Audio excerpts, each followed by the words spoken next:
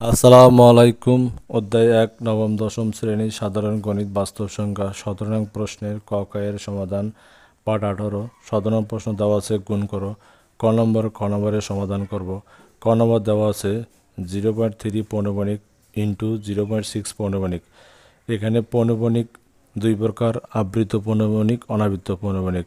আবৃত পৌনমণিক পৌনমণিক চিহ্ন থাকবে, অনাবৃত পৌনমণিক পৌনমণিক চিহ্ন থাকবে। গুণ করার ক্ষেত্রে আবৃত পৌনমণিক থেকে অনাবৃত পৌনমণিক বাদ যায়।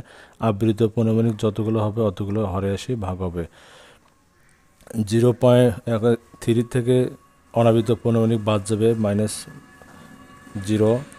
আবৃত পৌনমণিক একটা, অর্থাৎ আবৃত পৌনমণিক ভাগ 9 বসবে, হরে বসবে, ইন্টু 6 থেকে অনাবৃত পৌনমণিক বাদ যাবে। আবৃত পৌনমণিক একটা, হরে আসি ভাগ হবে, ভাগ 9।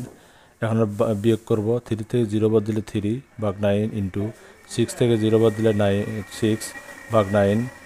এখন ভাগ করব।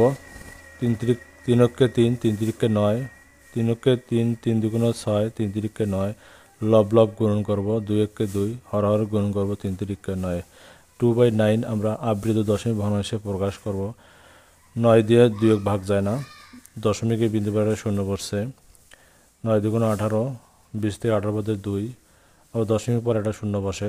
9 2 18, 20 থেকে 18 বাদে 2, আবার দশমিক মধ্যে একটা 0 বসছে। 9 2 18, 20, অর্থাৎ 0.222 ইকুয়াল 0.2 পৌনমণিক অ্যান্সার। খ নম্বর প্রশ্ন সমাধান করব।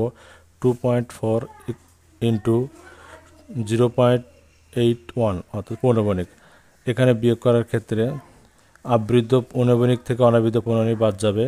যতগুলো আবৃত পৌনমণিক হবে অতগুলো হরে আসি ভাগ হবে এবং দশমিক চিহ্ন পৌনমণিক চিহ্ন উঠে যাবে।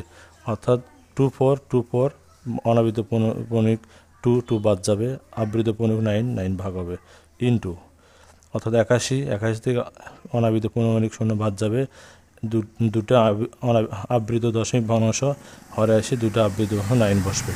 এখন আমরা বিয়োগ করব। 24 থেকে 2 বাদ দিলে 22, এখানে 9 বসছে, ইন্টু 81 থেকে 0 বাদ দিলে 81 ভাগ 99। এখন আমরা গুণ করব। তাহলে 9 9 81, 9 11 99, 11 2 22, লব গুণ করব, হর গুণ করব। লব দিয়ে 2 গুণ, একক গুণ করলে 2 2, হর দিয়ে 2 ভাগ করলে 2 হয়। ধন্যবাদ।